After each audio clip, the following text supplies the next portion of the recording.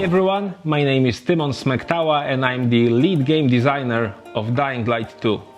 Welcome to our AMA.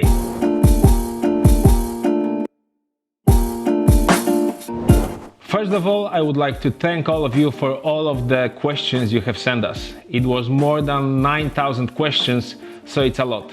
We have chosen the one that were appearing most frequently. So first, the number one question. How big is the map of Dying Light 2? So this is something we have said before. It's about double the size of all of the maps from Dying Light 1 combined. If you have played the first game, I think it will be easy for you to imagine how big the map will be. You just take the slums, you take the old town, you combine them and you double the number, and that's roughly the size of the game space in Dying Light 2. If you want to know the number, it's more than 6 square kilometers big, almost 7 square kilometers. But that's a simple answer which doesn't take into account the verticality of the world. So just imagine there are hundreds of buildings and each one of them has at least a couple of floors. There are even skyscrapers, there are roofs, bridges, all of that stuff. So you can imagine how big the actual space you'll be playing in is. Oh, that's a good one. What is that zombie with branches on its back? Volatiles already gave me mini heart attacks. I'm worried I will lose my life now. I'm worried as well because the volatiles in Dying Light 2 are even more scary. So the fingers crossed for you. And answering your question, the guy with the branches, he's actually a new type of infected in our game. And I don't want to spoil too much because we are preparing a huge drop of information about our infected that's coming. But what I can tell you right now is that he's definitely not a nice guy. And he will also give you quite a lot of those mini heart attacks. The interesting thing about this guy is that you can actually make him happen, make him appear in your game. So the fact that he appears in your world is just one of the consequences that you can have when you make specific decisions. So if he really is that scary for you, just try to make good decisions and maybe he will not haunt your dreams. Is there just going to be zombies at night or will we see some wandering around on rooftops? That's a very good question because it touches on the most important rule of the world of Dying Light 2, which is the day is for humans, but the night is for the infected. What that means is that during the day, the infected hide inside buildings, inside dark places where they can avoid sun rays or UV lights. So yes, there are less of them on the streets during the day, but it doesn't mean you won't encounter them. There are still some of them are weakened, some of them are slower, but they still pose a threat. Another threat that you have to face during the day is of course bandits and other humans, but that's a different type of story, another story. One more thing that you can do is you can actually draw the infected from their hiding places. For example, if you make a lot of noise, so then they run away, run from their hiding places, and they try to attack you, they try to fight with you, or some other NPCs, some other humans around. Of course, it lasts only for a short amount of time because they are afraid of the sun rays, so then they go back, but yes, you will still be able to encounter them during the day. Another interesting thing you asked about is the rooftops, and it's interesting because it touches on another very important concept of Dying Light 2, which is that the rooftops are being used by the people that live in the city to rebuild the civilization. So while you will be exploring, actually you will see a lot of safe houses, farm fields and additional stuff like that on the rooftops. So they need to be safe. So there aren't that many biters, virals or other infected on the rooftops during the day. But of course when the night comes, it's a completely different type of story because the day is for humans, but the night is for the infected.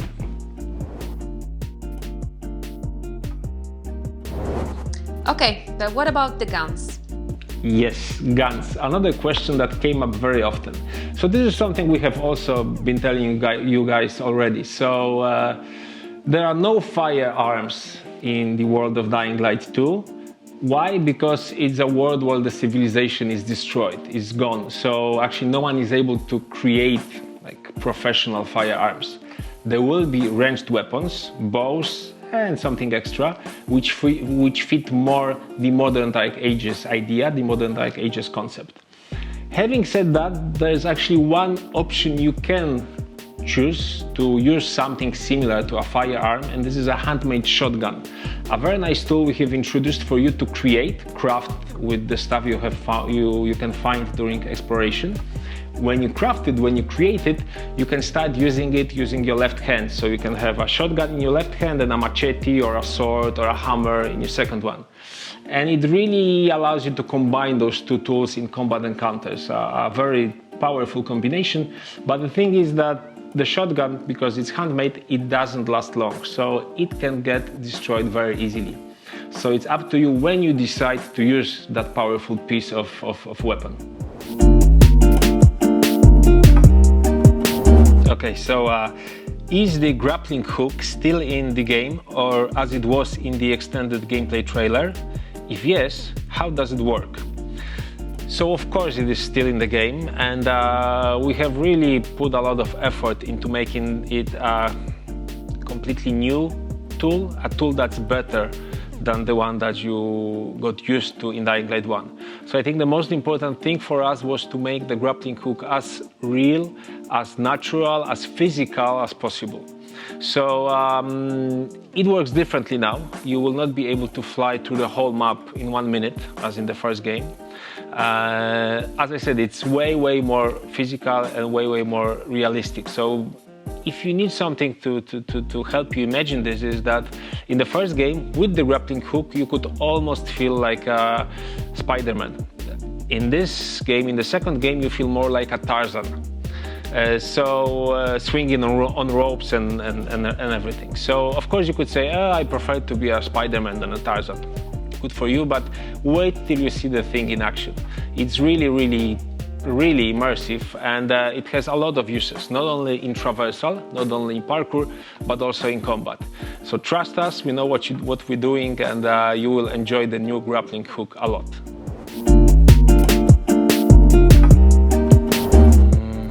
Oh, this one is very important and very interesting. The question is, will there be cars, vehicles in the main game area? So the answer is, you will be driving inside a vehicle in one specific mission, the one we have shown to you in our last demo.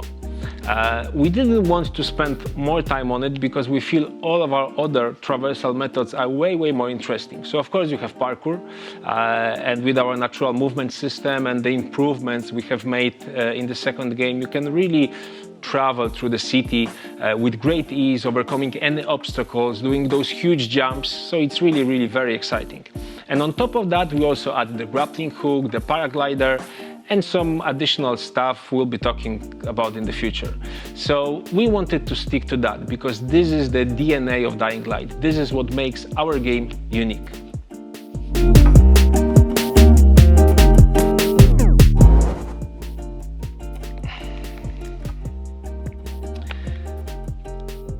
Okay, so this one is actually another question that appeared very frequently. So the question is, how many choices do you have that actually change the world and the story?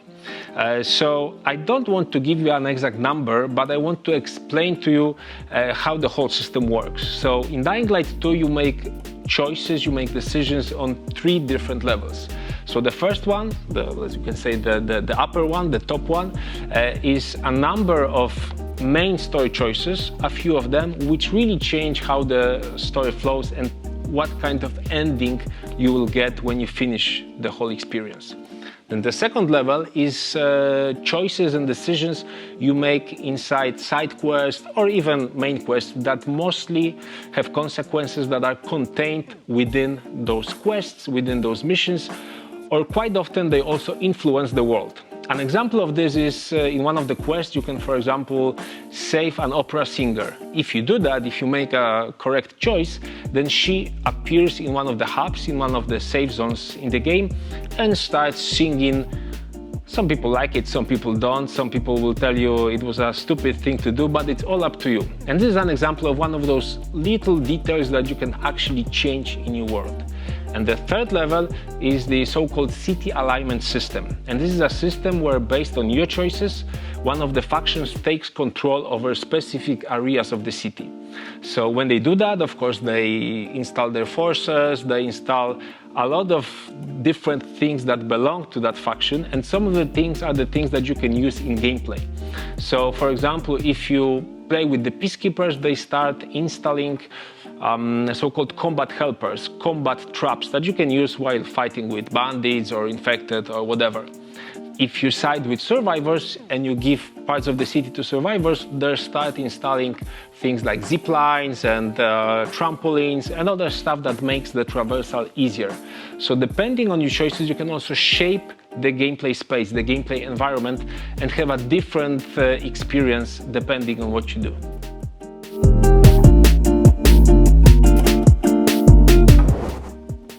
The next one is, how diverse are regions in Dying Light 2? Will we see fields and plains, suburbs, or any additional locations? So as you know, the game takes place inside a city, and it's a huge city, so as all of the huge cities out there in the world, it's actually quite diverse.